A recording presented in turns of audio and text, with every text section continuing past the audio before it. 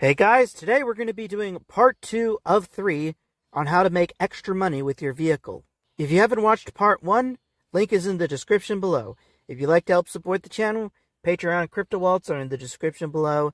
And a free way to help support is a like, comment, share, and subscribe for the YouTube algorithm. Just a quick note before we get started, I'm going to show this map that we have right here, and then I'm going to show a bunch of examples of orders that I've taken in the past. The current rates based on the economy right now are going to be different, probably higher because of gas price increases and inflation, but it really depends. And it also depends on the location of where you are. The areas that I have highlighted in blue are going to be the best places when it comes to getting lots of orders with good rates. The areas that I have highlighted in yellow are places that are going to have decent rates, but barely any orders, consistently enough to make profitable. The areas in red are places that do have orders, but they are at lower rates that are not viable if you're trying to make money in this industry. Places I have highlighted in gray are kind of weird areas that are kind of wild cards. For example, Nevada and Utah and Colorado are overall bad places to be, except if you're in the major cities like Denver, Las Vegas, and Salt Lake City. I would deliver only to those cities, and there are some orders that come out of those cities. Kansas, Missouri, and West Virginia are also wild cards that I try to stay away from. Maine, Vermont, and New Hampshire do have some decent orders if you're coming from the Canada border, but going to the Canada border, it's sometimes maybe, sometimes not, but I just try to stay away from those areas because it's not consistent enough. The West Coast is blue, and it's better if you stay along the coast. So if you're delivering orders between cities like Los Angeles, San Francisco, Seattle, Portland, those are good places to start. As long as you stay on that coastline, you'll be fine. The whole Midwestern area that's in blue, that's a good place to be because you usually get a lot of loads, especially in between cities like Cincinnati, Cleveland, Detroit, Chicago, Minneapolis, Nashville. It's really good around there. You can get some good loads in the South. It really depends on the city, but you rarely can, like Charleston, South Carolina. That's always been a great place, but the rest of South Carolina is really bad with load rates. The DC area is one of my favorite places to go. I get a lot of consistent orders coming in and out of there. I've had a lot of luck in between Philadelphia and Pittsburgh, especially delivering computer parts and industrial items. Yellow, I would just stay away from entirely. Don't even bother. Except maybe if you're in Albuquerque or Phoenix, sometimes you get decent rates coming out of there. But the rest of the state, I would just not worry about.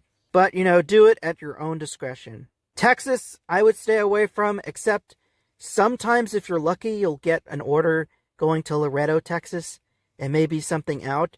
But that's rare, and I would not bet my luck on it. Louisiana is a trap. Florida is a trap. Alabama's been a trap for me. Georgia, Atlanta, you get some good orders, but that's been a trap mostly. Arkansas, Oklahoma, that's a trap. Just try to stay away from red as much as possible. Oh, and sometimes in Louisiana, you'll get some good orders coming out of New Orleans, but still, that's at your own discretion if you want to wait, but I wouldn't. Next, I want to show some examples of orders that I have. For these examples, I'm going to stick with the Courier apps with local orders because information on the long haul are more available online and information is accessible. But for local orders, it seems like that there is not that much information out there. So we're going to just focus on that. In part 3, we can talk about long haul orders more. But for now, we're just going to stick for the short range orders. And a quick note on long haul orders.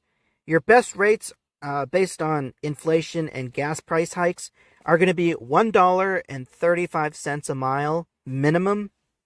And if you're in California, you want $2.50 a mile minimum. For shorter hauls, you want to aim for about $2 to $3 a mile, and no less than $20 for 10-mile orders. And don't even bother with orders that are under 10 miles unless it's paying a lot of money. The strategy of using long-distance expediting carriers and courier apps is to mix them together. You want to do these short-term haul deliveries while you're waiting for your next long-haul delivery. That way, you're making as much money as possible at all times, and you're not wasting a second. So, let's get to the first example. And we're going to do this first with the Courier app, which was in the first part. If you need to go see the first part, remember, link in the description. We have an order that was from Santa Fe Springs, California to Santa Clarita, California. $62 is pretty good. I think it was only like 15 miles. And for that rate, that was pretty decent. We have this one. And so originally I took 2 different orders along with this one, but this was a multi-order. So like a company will put in 2 orders or 3 orders at once, and then they'll put them out separately. But if you're quick enough, you can get them all together so that it's one big order and you're making a lot of money, and it's all going in the same direction. And that's what happened here. So this is one of the orders that was going in that. And we had 2 other orders that were this exact same price. So it was about $90 for 20 miles, which was good and was completely worth it, even in California. Next, we have Southgate to Westlake. I got this one. I think it was only, at the time, 40 miles, and this was before the pandemic. So this getting this amount of money, it was about $2 a mile. So that was a pretty decent score for me. And I think it was like computer parts, so it was a good deal for me. Next, we have the Dispatch It app, and this one is actually in the Washington, D.C. area. Here, it was about 30 or 40 miles, and it was $71. So, in the D.C. area, that was decent. You have to account for traffic, too, and I think at the time there wasn't that much traffic, because as long as you stay on the highway, you'll get the most amount of, you'll go the fastest there. Here's another order. This one was a much smaller order, but I did not take this one. I'm showing you guys because this is just another example, and this is a pickup truck order. So you can get orders as a pickup truck, better for short term, but the options are out there. At this rate, I would probably get it, but I would be a little more hesitant now since inflation and gas prices are rising. But I'm just showing you because it was an example here. Another example. This one is from Beltsville all the way to Alexandria. I would not take this order alone, but I had a second order that was going in the same direction that was paying $50. So on top of that, I managed to fit 2 orders in my van, and I was able to take 2 for $80, and it was about 30 miles, I think. So it was definitely worth it. But remember, stack orders if you can. That way you're making the most amount of money. This is an order in Seattle. I took this order. It was only $30 for 7 miles. And I think at the time my final destination was around the area of where the pickup was. So like, I saw this order when I was 15 miles out. And as I was getting closer, I think I was only like 3 miles away from it. And it was only $30 to go 7 miles. And I didn't have any other orders to do. Nothing more long haul. So I just focused on getting that order delivered and then picking this one up so I don't waste any time. This is another order that I saw. I didn't take this one. This was in New Jersey. You can see it was about, it was less than $2 a mile. But at the time, it seemed like a good rate. I'm not sure what it was you would be picking up, but that's just another example of where you can find orders.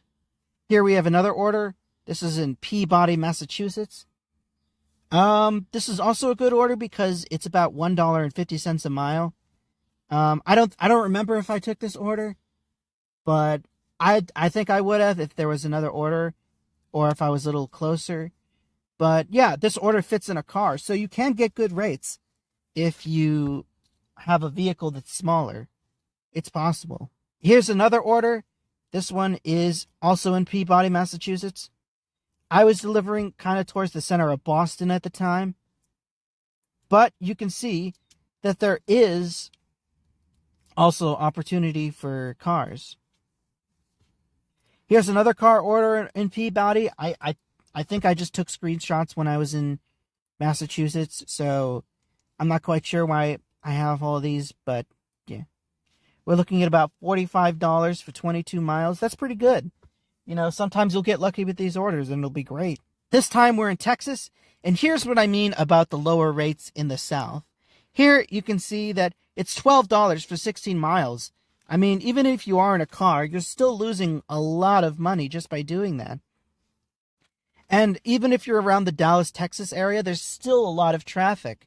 So it's not even worth it. Like, this order is just pathetic. You just want to stay out of that area completely. Here, this time we're in Georgia.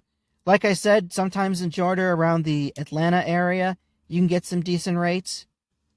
And I would take this. At the time, I think I was too far away, as we can see on that map. But this is pretty good. This is definitely a decent rate. You're getting almost $3 a mile, which is a great rate, especially if you're in a car.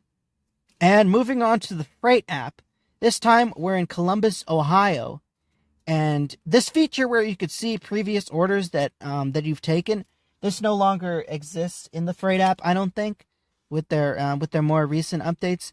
But for this one, you can see that it was, if you had a cargo van, you would be delivering 27 miles for $109. And if I remember correctly, this was like a couple pallets of tires, which you get from the American Tire distributors. And that was a great rate. And also here we can see that the other order was 12 miles for $113, which I think it was for something else. I don't remember exactly, but you could do these two orders back to back in less than 2 hours, and you'd still get on time, because these orders are usually placed out, and you want to get to them as soon as possible. But at these distances, you could easily take these out in 2 hours, and boom, you've made $200. That's enough to cover you for the whole day. And here, this one is in Richmond, California. This is a less desirable order, but if I remember correctly, if you take 2 of these orders, then in the same direction, then it is worth it. I don't remember if I did. Here we have another order in California. This time we're in San Jose, Bay Area. I remember this order. This one comes from the American Tire distributors, and you're delivering to tire stores in the San Francisco area, and you get paid a lot, because they'll usually send out 3 orders like this, and it just pays so well. You make like $210 delivering to the Bay Area, and then you have to drive back. But if you have a car, this is definitely worth it. Another order, this one is kind of local. It was only 13 miles for $22 in the California area. As long as you take 2 of these orders at once, it's still worth it again. But remember, just pile up orders and don't take them one at a time, because then you'll be burning gas and tear on your vehicle. Here's another one. This one's in Ontario, California, Riverside. And it's a decent rate, but again, you want to get 2 orders. To find these great locations yourself, you can download the driver apps for those companies I talked about in the part 1. And you can also download this app called the Fake GPS app. I will also have the link to that video in the description. This way, you can change your location on your device so you can see how different markets in different cities across the country are. It's important to be familiar with a city in your area so that you have a better idea of swiping orders, because a lot of these orders were not coming from the same places around the cities. So if you just have a general idea, maybe you can get a couple orders that are going in the same direction or close to the same direction. Or maybe you're going in one direction, you get an order, but you need you need another order to get back in the other direction. Sometimes you'll have to compromise, but you want to keep checking, and you want to have a good familiarity of where you are. The last side note for the freight app, I mentioned in the previous video that ATT likes to send out orders together. Areas where ATT are located are also where a lot of commercial warehouses are, where you might have to wait for your long-haul distance orders. So it's great anyways just to take these orders, because that way you won't even be too far from pickup locations for your long-haul orders. This concludes part 2. Part 3 will be shorter, where I'm going to go more in depth with longer distance expediting companies that you should join, and what you need to do for your van in order to prepare, and I'll address a couple other points too. Again, if you'd like to help support the channel, Patreon and crypto wallets are in the description below, and a free way to help support is to like, comment, share, and subscribe for the YouTube algorithm.